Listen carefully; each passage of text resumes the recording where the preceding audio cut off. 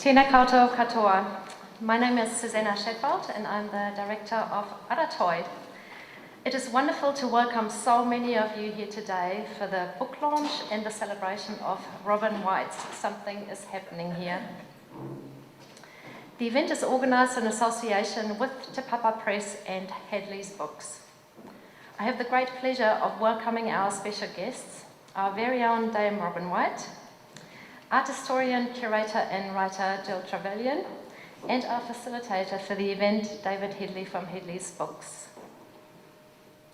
Robin White, Something is Happening Here, is a major survey of the 50-year career of Masterton's best-loved artist. It is the first book to be devoted to Robin's art in 40 years and celebrates her status as one of Aotearoa's most important artists. The exhibition accompanying the book opens at Te Papa Tongarewa in early June. Aratoi has lent two major works for the show, the iconic Summer Grass and Sam Splay's Bottle Creek. As you would have seen walking into the foyer, Aratoi has installed a tribute display featuring some of Robin's works from the collection. It is an honour to have both Robin and Jill here with us today. After the conversation, I would like to invite you all into the foyer for some refreshments, courtesy of the Friends of Aratoi, and Robin and Jill will be signing books that are available for purchase. Please enjoy the special conversation and feel free to contribute. Please also note that due to the high interest in this event, we'll be filming it and making it available on Aratoi's YouTube channel. It is now my pleasure to welcome David Headley as our facilitator for the event. Please extend a warm welcome to David.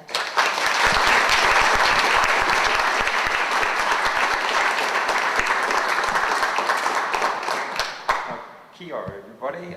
It's just wonderful to be here at this very, very special occasion. Just before beginning, I just wanted to acknowledge Susanna Shadbolt and thank her for her support of books as part of the Aratoi mix in this valley. She's been great, and we've had some wonderful book events, and it's I wish you well in your new future activities. It's a wonderful honour to be facilitating this discussion here this afternoon with painter and printmaker Dame Robin White and art historian and writer Jill Trevelyan. A very warm welcome to you both. We are indeed here to celebrate the splendid book, Robin White, Something is Happening Here. It is an amazing production, as you will see if you have a chance to look at it after the event. I couldn't let the bookseller and me go past without just doing a small plug for the opportunity to purchase it, of course. It's $70. You'll have incredible amount of hours of pleasure enjoying it. It is quite special. It is a brilliant production, and to have a signed copy, I think, on your bookshelf will be something you'll treasure for many years. And just as a small point too, a nice generous proportion of the sale price will be going to Aratoi Wairarapa Art and History Museum. I'd also like just to acknowledge Te Papa Press and Auckland City Gallery, Auckland Art Gallery rather, for their work in publishing it. In particular, Nick Leggett, their incredible publisher, has brought so many great books about our New Zealand culture to us over the years. There's been many, many people obviously working on this book, and when you look at the acknowledgements, it really reinforces this. I'd also just like to acknowledge Mike Fidelsky, who I assume is here somewhere, as one of those key influences, not only in Robin's life, of course, but in putting this book together. I can see that he's been involved. So I think what we'll do now is just hand over to our guests. I'd like to just sort of get the ball rolling, because by talking a little bit about just understanding how this book was created, who was involved and how it came to be, and because I think that will give us an insight not only to the book but to Robin's life and art and work. So perhaps we'll start with Jill. If you'd just like to lead off on those lines, and we'll just go from there. It'll be just like a discussion There will be an opportunity for questions, but I must point out that we're trying to cover 57 years of art life in something like 50 minutes. So obviously we can only have a few amount of questions, so make them relevant and interesting, please. And we'll do that towards the end. But I'm sure you're going to enjoy this. It'll be a very special occasion. Thank you so much.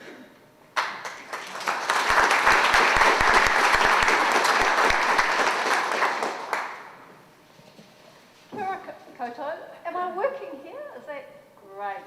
Now I can see some people in the doorway over here. There's plenty of seats down here if you'd like to come and have a seat. Okay.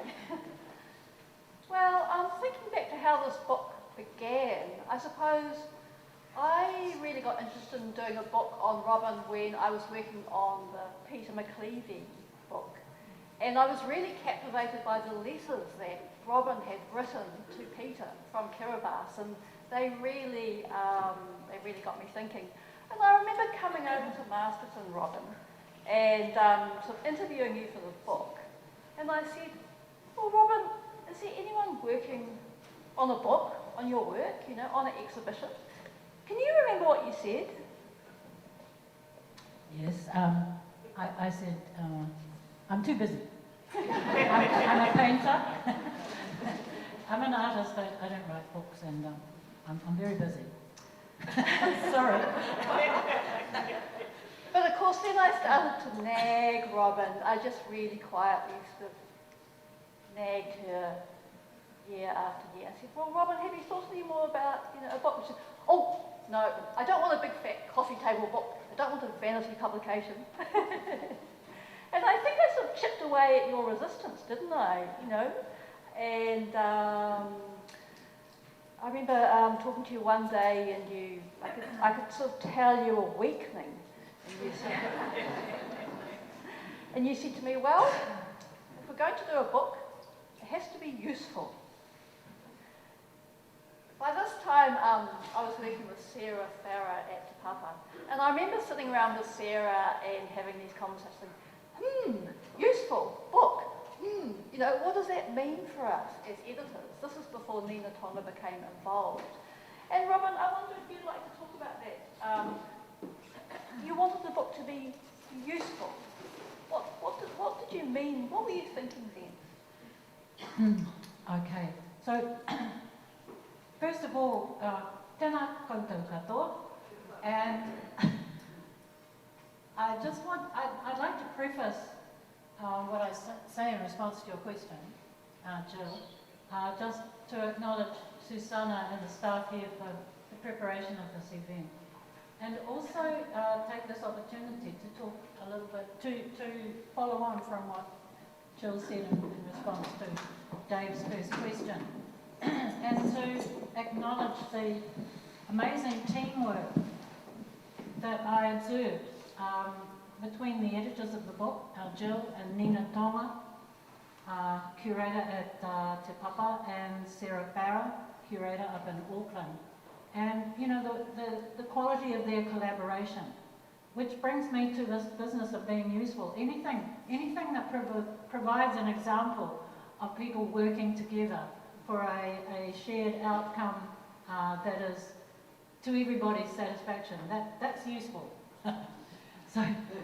But what I was thinking of when I said I'd like the book to be useful is that it's the sort of book I was hoping that it would be the sort of book that wouldn't just appeal to an elitist group of art lovers, if I can put it that way to start with, but that it might be the sort of book that anybody might read it of any age and find something in it that might resonate with them and that they might be able to apply in their own circumstances, whatever they may be. When I look at the book now, Robin, I feel that it's just full of stories. Stories about your life, stories about the places you've lived, the people you've engaged with. And as a reader, I find that really engaging. How your life and your art are so intertwined. Yeah, I really, in the many conversations that followed on from the the agreement to have a book, there came the question of, it got down to more detail, as you can imagine, what is it going to look like? What is its size? And who is going to write for it? And out of that came this sense of there being the value of having many voices. Voices that come from different kinds of circumstances that people have in their lives. So people in the art world, people who are not in the art world, family, friends, just something that would represent a broad kind of vision, response to art. I thought that would be useful, and I thought it would be really interesting. And something that would encourage artists.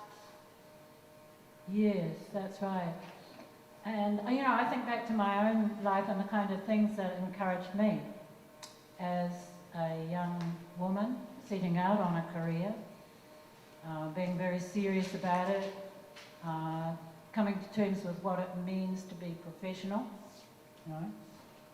and the kind of things that encouraged me and gave me, a sense of not just mandate to do what I felt motivated to do as a woman, but also, the courage to face up to the inevitable challenges along the way and to maintain a vision and a steady approach to work. So, there were all sorts of things that cropped up. So it's wonderful to see evidence of those sort of things that helped me there in the book.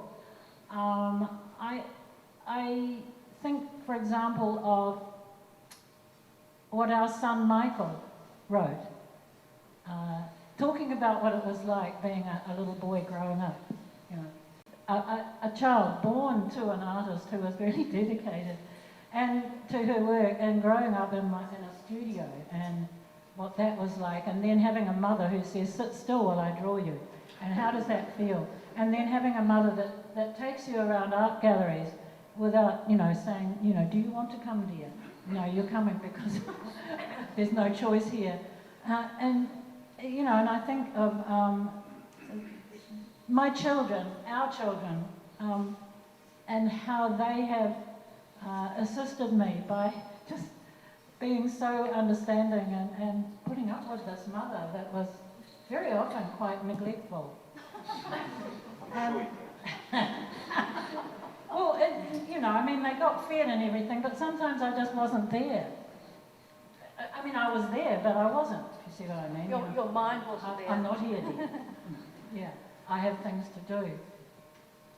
That was so important to have that kind of support from my own children, and also from my husband Michael, who, by the way, this is the 50th year of we celebrate our 50th year of being married together this year. I was going to...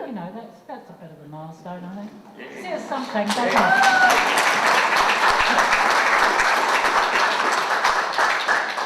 I was going to ask you about that, Robin. I think for an artist, it's particularly important to choose the right partner, and maybe especially for a woman artist. Someone who's going to support you, someone who's not going to mind when you're in that sort of funny zombie state or you're out in the studio and it's 11 o'clock at night. Someone that understands, and can support you in that, because, from what I've observed, you are so focused on making art. You're one of the most hard-working artists I've ever come across. It takes a special partner, doesn't it, to put up with that?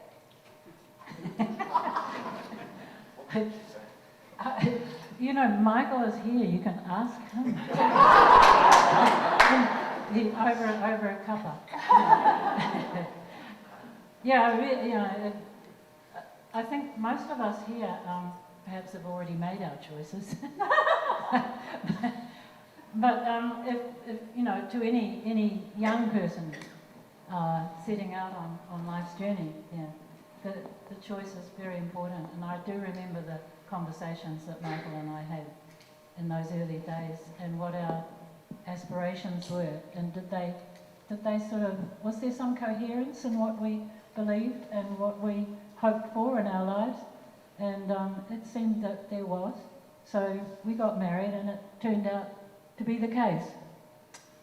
But yes, those early conversations and the getting to know each other was very important. That's aside from, you know, just sheer chemistry. The long legs, Robin. Of course. But you had the shared faith, so a shared set of values and principles. Yeah, I think that was the most important thing, yeah. And then when you had a letter inviting you to go and live in Kiribati, Mhm. obviously, you know, there you were both part of the Baha'i faith in Dunedin. So you made that decision together. But, I mean, as an artist, that was an incredibly brave thing. You were very successful, very established in New Zealand. A book about your art was just coming out, which was quite unusual at the time, a book, you know, about a young New Zealand artist. And then you took off to Kiribati. Mm. Yeah, I think if you share the same core beliefs and values and principles, then it saves a lot of time of coming and going and talking with each other and trying to decide, well, what do you want, what do I want? It's easier to arrive at conclusions and just get on with life, you know. That's been my experience anyway. Yeah. So the decision to go to Kiribati, it didn't really require any conversation at all, really. It just seemed like an adventure. It seemed like the right thing to do. Here was an institution writing to us, inviting us to consider it, saying things like, we believe you have the resilience, you're the right people. Well, who are we to question that? They've thought it through. Okay, are we going to go? Yes, we're going to go. It all happened just like that, really.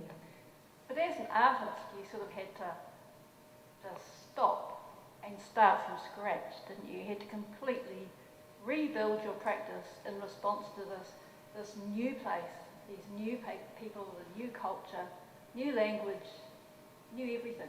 Oh yeah, there was a necessary time of reflection and adjustment, but that's all part of being an artist. So the art came with me, and it required that period of thought and taking into account where I am now. It was a very different place, as we expected it would be. But nothing prepares you for going to a place that is so different in many ways from the environment you have just left behind. So I decided that, you know, this is an adventure, and that's what it's going to be. It's going to be exciting. There'll be some challenges, but that's all right too, because, you know, we learn from those things. And it was the best thing how can I put it? I'm so grateful that we were asked to go and that we didn't dither around and we just went. It was the most wonderful experience. Yeah, really great time of our life. And by the way, why are we here in Masterton? And it's all because of Kiribati. How about that? How about that? How does So that work? you come back to Masterton in 1999, Yeah. and there's a Kiribati connection. Can you tell us about that, Robin? Why Masterton? Well, a lot of this has to do with the nature of life in Kiribati and the culture of the people there, which is incredibly welcoming. There's no sizing people up first to decide whether you're going to make friends with these people or not. It's an immediate, open welcome that one receives there. That was our experience right from the get-go. And within the space of one day, we had become welcomed into an extended family that lived across the road from us. And, there's a long story of how that family and myself and we became absorbed into the life of that family. Our two children born there grew up in that household. And one of the daughters of that family ended up here in Masterton, married into a Maori family. Her aunt is here today, I see. Wonderful to have you here, Iona. And her name is Lilianne Arahanga. Some of you will know her. Her husband is Te Mai Arahanga. And so Lily was like a sister to me, an aunt to my children, our children, and when our children born in Kiribati, it came time for them, or for us to think about their education beyond primary school, and we thought it would probably be in their best interest to have an experience of education here in New Zealand. So, long story short, they both ended up living with Lily here in Masterton.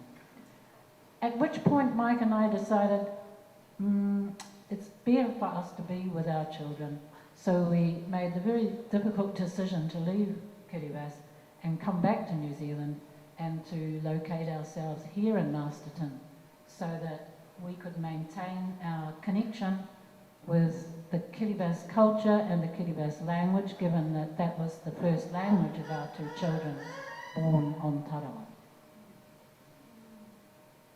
And Robin, one of the first things you did when this was another real rupture in your life after, 17 years in Kiribati, coming back to New Zealand, but one of the first things you did was to start learning, reading about this valley, this Wairarapa Valley. And this sort of set you off on a new direction, didn't it, in your art? I'm thinking of the work that's owned by Masterton, Summer Grass, the magnificent work that's here in the collection. And I understand that when you bought your house, you found an old scroll of wallpaper in the cupboard, and that Summer Grass is actually painted on that scroll of wallpaper. But of course it was the history of the Wairarapa, wasn't it, that drew you in, the events that had happened here. It was your way of reconnecting with this place. Yes, it seemed it's important. It was important for me to know the history of this place that I'm moving into, the kaupapa, and that was my first task. Just as I had done in Kiribati, I was now doing it here in the Wairarapa. And I'd like to start off by saying what an important part Aratoi played in that. It wasn't called Aratoi then, it was called the Wairarapa Museum of Art and History, I think. And so this is one of the first places I ever visited, was here, and there was a small room. That room is still there, actually, but a small room in which there was this wonderful repository of taonga. That's where I started, and that was a very important kind of grounding, the beginning of my feeling grounded here in the Wairarapa was to have that opportunity to spend time with those taonga. And then I started asking questions and going to the archives and having long conversations with Gareth Winter, who was a fantastic archivist. He had so many stories. And so as a result of these, I discovered that there had been a Japanese prisoner of war camp at Featherston, and that immediately was of interest to me for a number of reasons, including experiences that I'd had as a child, growing up in a household where my father was, he was a member of the Peace Council back in the 50s, and he used to take me to meetings, and I was sort of like 10 years old, the only child there, and it all went over my head except for one film that I saw as a child which was a reenactment of the bombing of Hiroshima, and that sparked off a lifelong interest in Japan, and also the fact that my parents had taken me to see the Hiroshima panels, these paintings that were made by a couple, a Japanese couple who had witnessed the aftermath of the bombing of Hiroshima and had expressed their response through these incredible panels. They were exhibited at the Auckland Art Gallery in 1959. I was taken there by my parents to see these panels, and I was too scared to look at them. So I maintained, as I grew older, I started thinking, well, now I really want to see them. And so what it did for me was sort of create this real intense interest in Japan and in the culture there and the desire to go to Japan, which I'm very happy that I have been able to do. Thanks to my friend Junko Bracefield, who I see is here also. It's wonderful that, you know, to see all of you friends and others here today. So when it seemed really important for me to find out the story about this prisoner of war camp. And that led me to many visits down to the little Heritage Museum in Featherston. And if you haven't been there, please do go. It's a wonderful little place. And I bothered the old guys who looked after it on many occasions, and they told me stories. And from there, I came to understand a little bit about what it was like and what it might have been like as a prisoner of war for those Japanese soldiers. And you know, out of all of that investigation came that painting. And it is true, there were several reels of unused wallpaper that I discovered, and they came in very handy. But the point about the wallpaper is that what I understood from the history of that camp was that there had been, let's call it a cover-up about what had happened there. And so the wallpaper became, you know, flipping it and painting on the back of the wallpaper. You know how you use wallpaper to cover up? Well, I was reversing it and turning the wallpaper around and painting the story of that time there, that period of history, and collaborating with a wonderful friend that I made here, who is no longer living in Masterton, but it was so wonderful to meet her. Her name is Keiko Imura, and Keiko very kindly agreed to work with me on this painting, and she wrote a particularly significant message in Japanese script into the painting. So coming back to Masterton has actually opened up new areas in your work. I mean, you've made these new relationships, new friendships. You've got that proximity to Wellington. You can whip over and see exhibitions. I mean, it's opened up a really productive phase in your life, hasn't it? I mean, as well as the trips to the Pacific, to Fiji, to Tonga, working with your collaborators there, these two strands of your work have sort of continued side by side. Yeah, a taste for working collaboratively came to me towards the latter part of our living in Kiribati, and that was such a sweet, a wonderful experience. I refer to the mats that were made by myself working with women at the Te Toiningaina Catholic Women's Training Centre on Tarawa. And that was an incredibly enjoyable experience. And I wanted to continue that way of working, and started looking for opportunities for that. And that led to many excursions back into the Pacific, to Fiji, working with my friend Lemba, and then later on with her niece Tamari in Lautoka in Fiji. and then meeting Ruha Fifita and working with her in Tonga and going backwards and forwards to Tonga, making work with her and with her family and friends over there.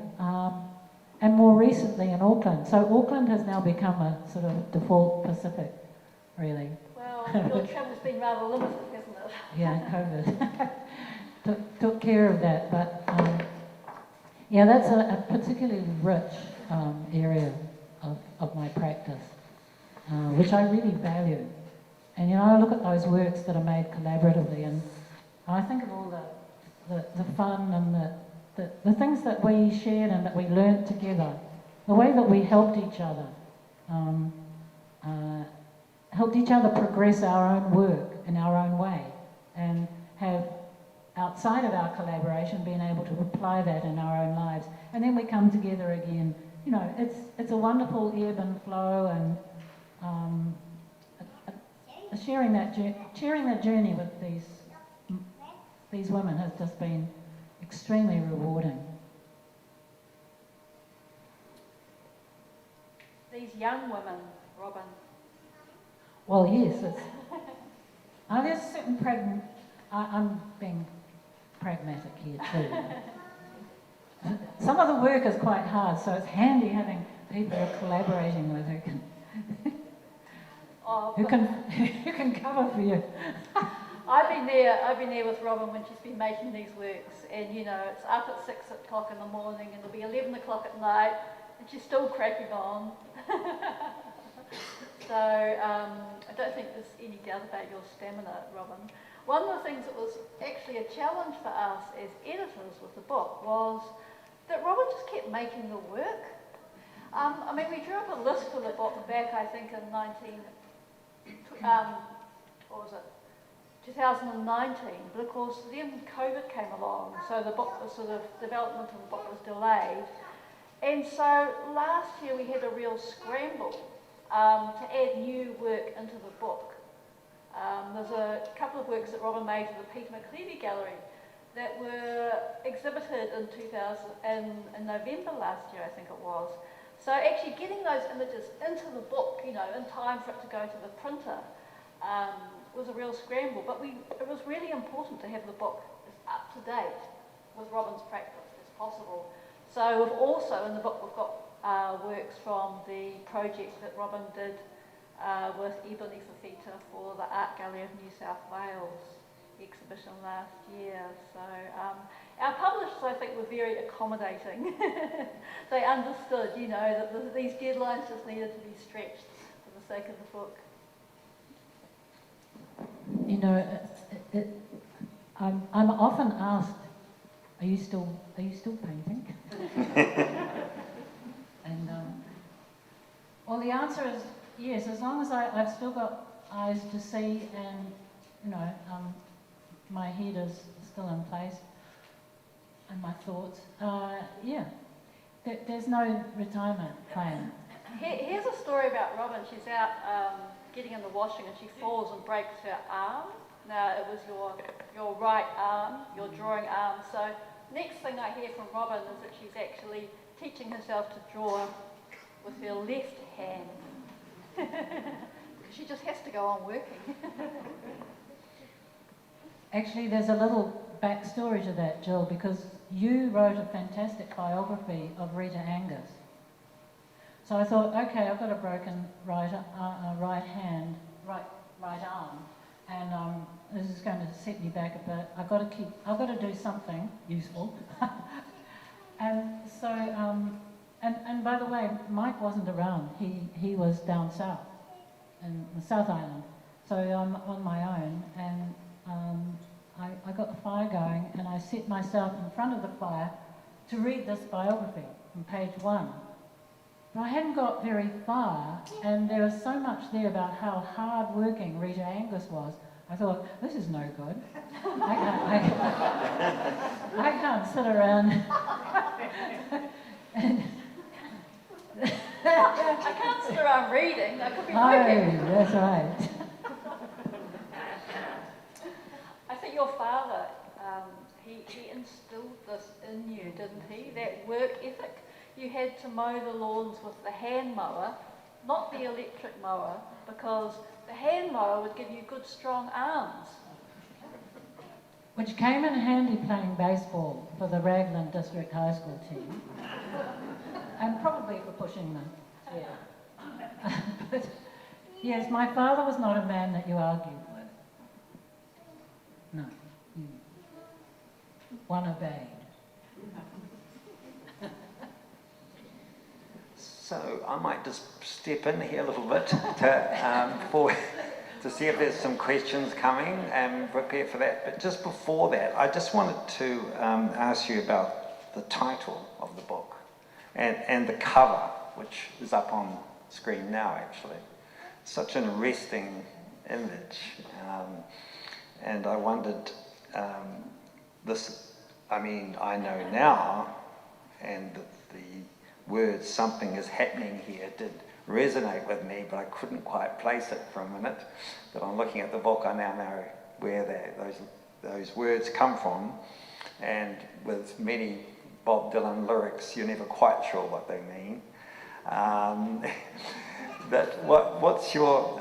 Tell us about that image, which also is that title is also a title of some relatively recent work that you did too. I'd be interested in your sort of views on that pose and as well of the painting and the mining cottage in that background. It's all about the arms, isn't it, Robin? Oh, folded arms. Actually, this is a 1979 screen print. And it's the title of the screen print is "This Is Me at Kaitangata." And there's a backstory to that, but this is perhaps not the time to talk about that. But the folded arms was me putting my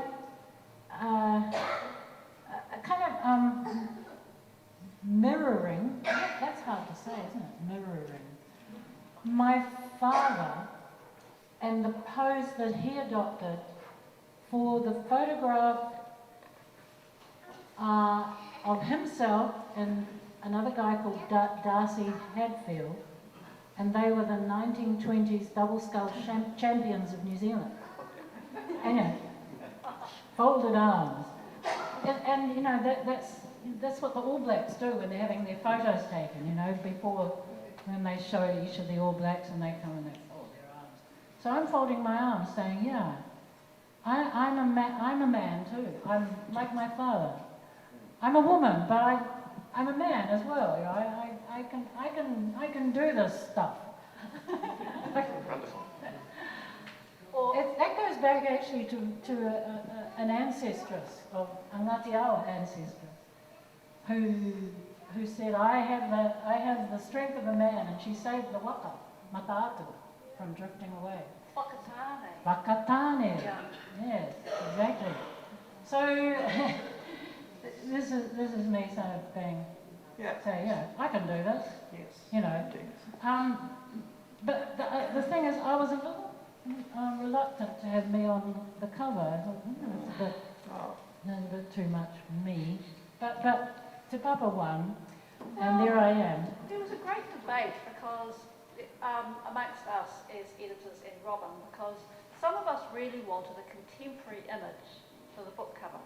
Because here Robin is, she's a contemporary artist, we wanted a recent image. But from a publishing point of view, this image of Robin as this staunch woman was just irresistible, even though it's, how many years old is it? 50 years old or something. So, this is always a real debate with books, is, how do you position this book? And the argument for this cover was partly that it's a really approachable image. It's an image of a woman that will speak to people and invite them in. And it was really important for us. The most important thing, going back to Robin's comment about the book being useful, was that it felt accessible and inviting. So these were some of the arguments for this cover. And Robin, you had to think about it for a long time, didn't you? Yeah, but I'll tell you what sold me on it in the end. A couple of things. First of all, it was pointed out to me that, you know, that perhaps this image is encouraging to other young girls and women. That, and I think, yeah, good. That's good because, you know, this. See, I was raised with this notion that as a female, I could do anything. You know, don't think that because you're a woman, you don't have. There are certain things that it's not appropriate for you to be doing. No, that was not the way I was raised. My parents were Baha'is, and so the equality of men and women, the encouragement for women to enter all fields of the professions, of science, of industry, of whatever, you know. The field is open as a woman, and there's no kind of, you know, barriers there.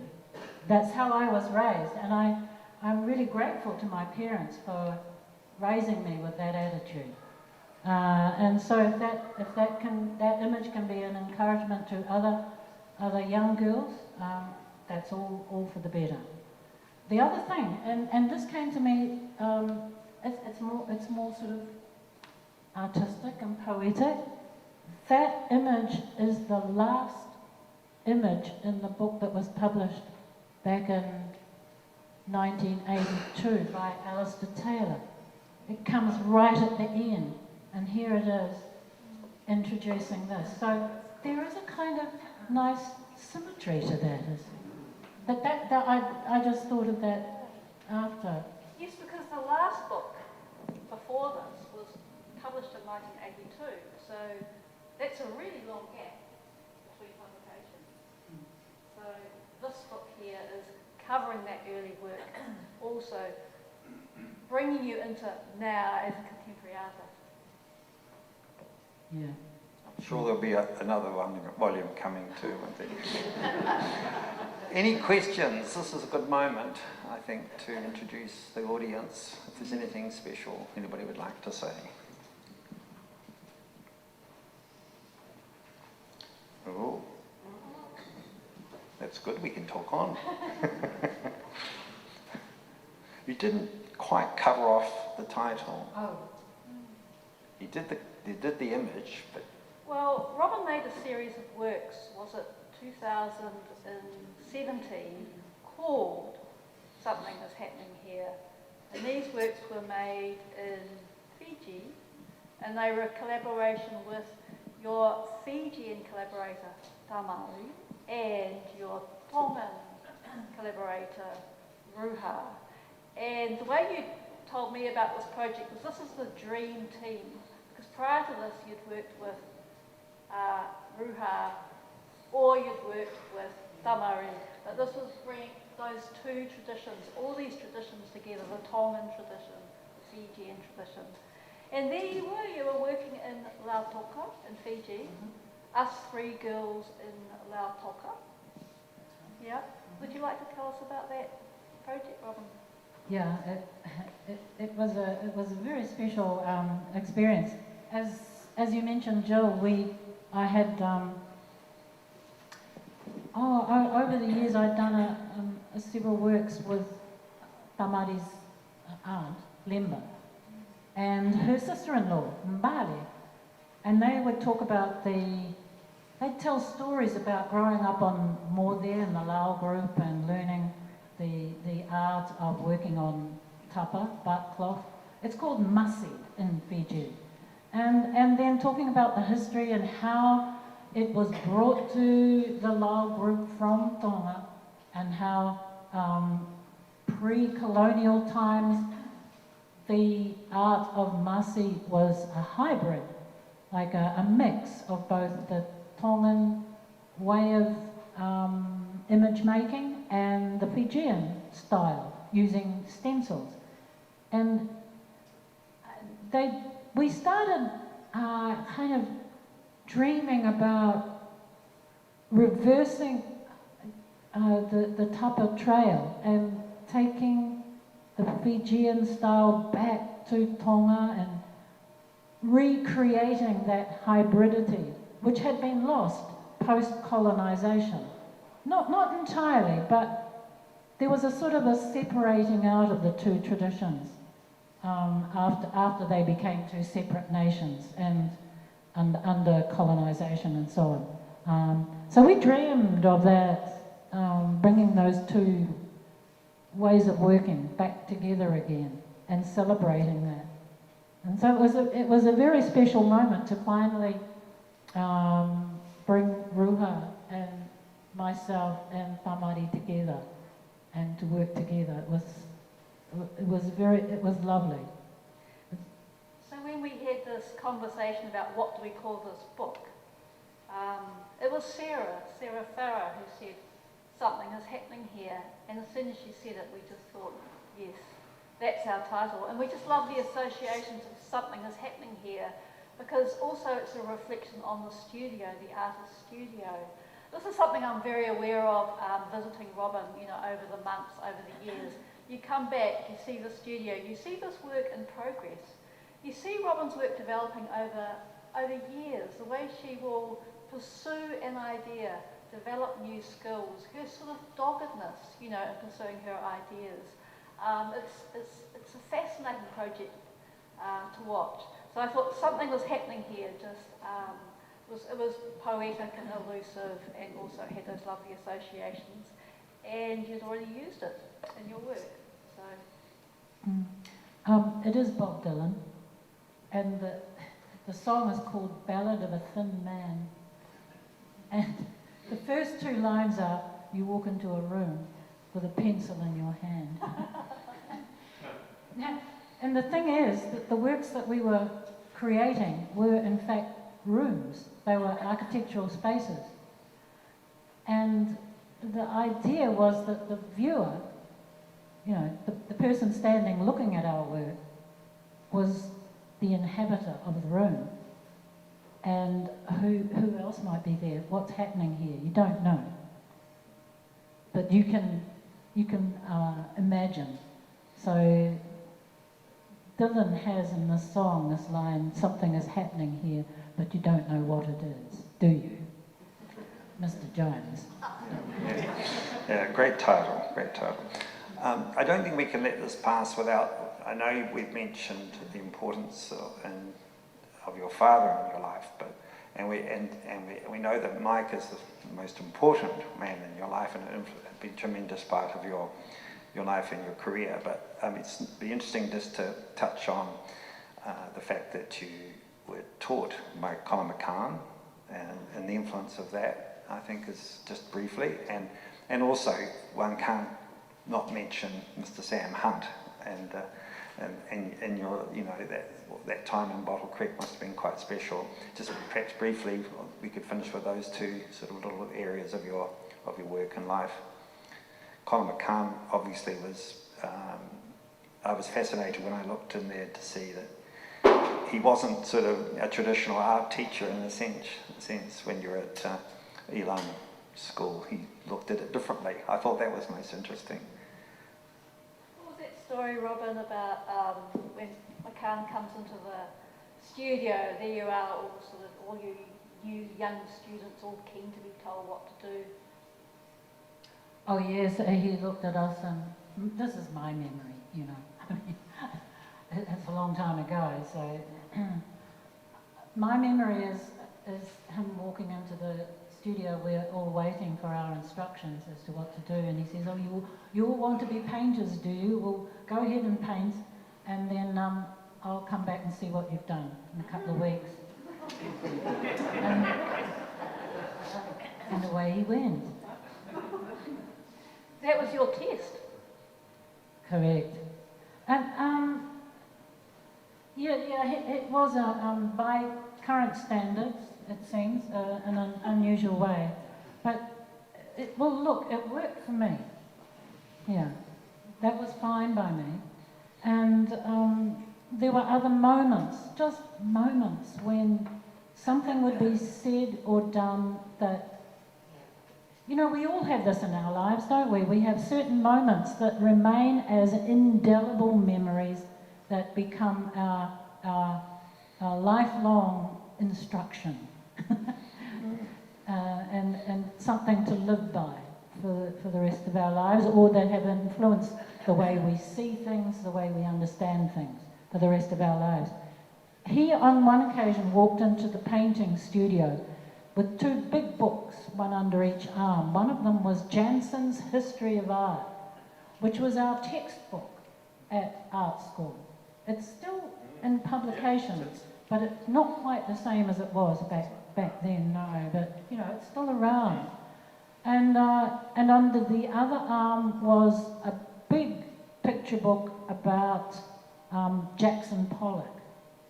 He opens up Janssen's History of Art at Rogier van der Weyden's Descent from the Cross, painted in, 1500 and something or other.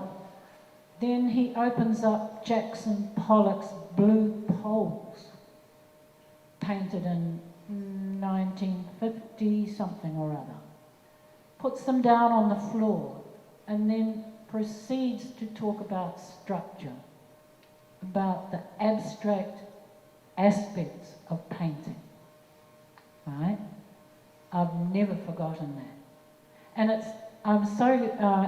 the great excitement in my life was to walk into the National Gallery of Australia and encounter Blue Poles, which happened to be, by the way, in the same room as Colin McCann's Victory Over Death, and you know, it was fabulous.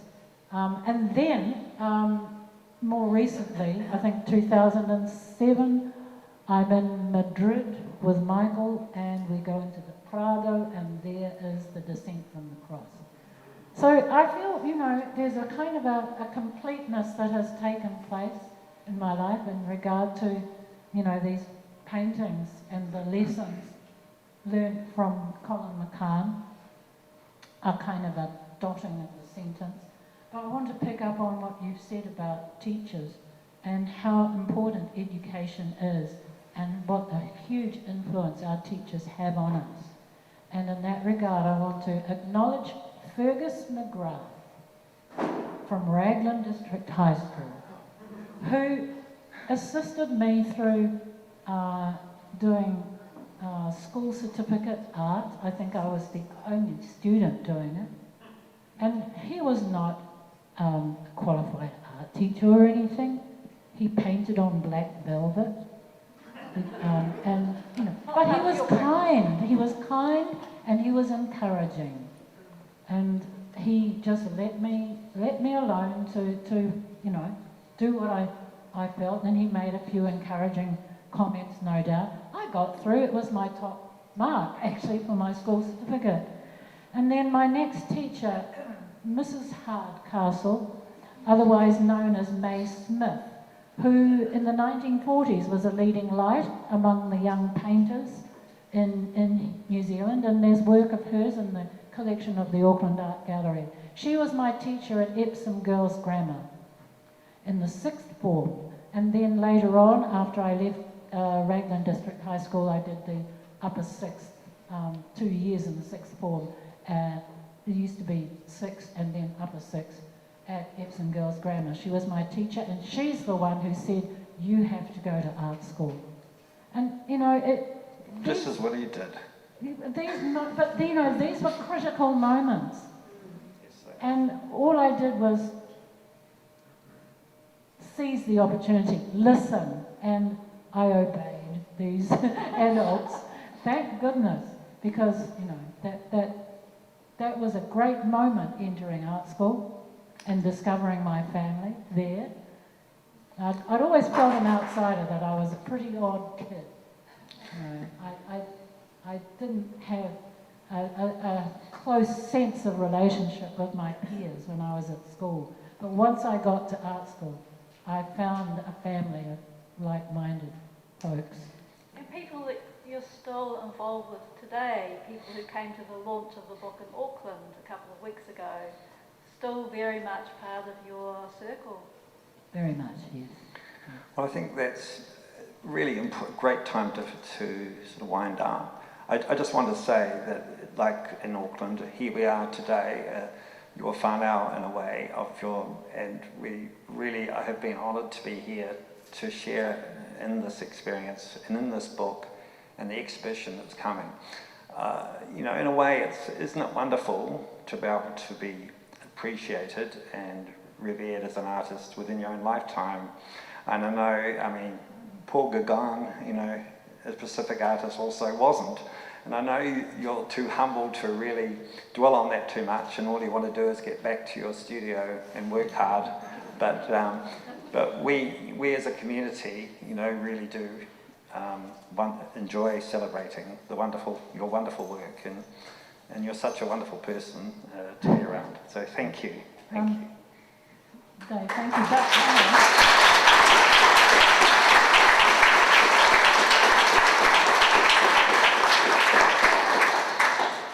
So Robin, Nina Tonga, Sarah Farah and I, we thank you for letting us do the book. Jill, that's a dream team. Yeah. It has been fun. Oh gosh, yes. Yeah. Look, can I just say one sort of last thing? Books have always been a really important part of my life. As a child, books were incredibly important. Being read to as a child, I remember that. And then learning to read and love books. That was my escape from the kumara patch and other things that I had to do, But I could, or from school when school was, really not to my liking. Books were terribly important to me, and good books and good literature. And look, folks, I just want to say how blessed Masterton is to have a bookshop of the quality of Headley's books.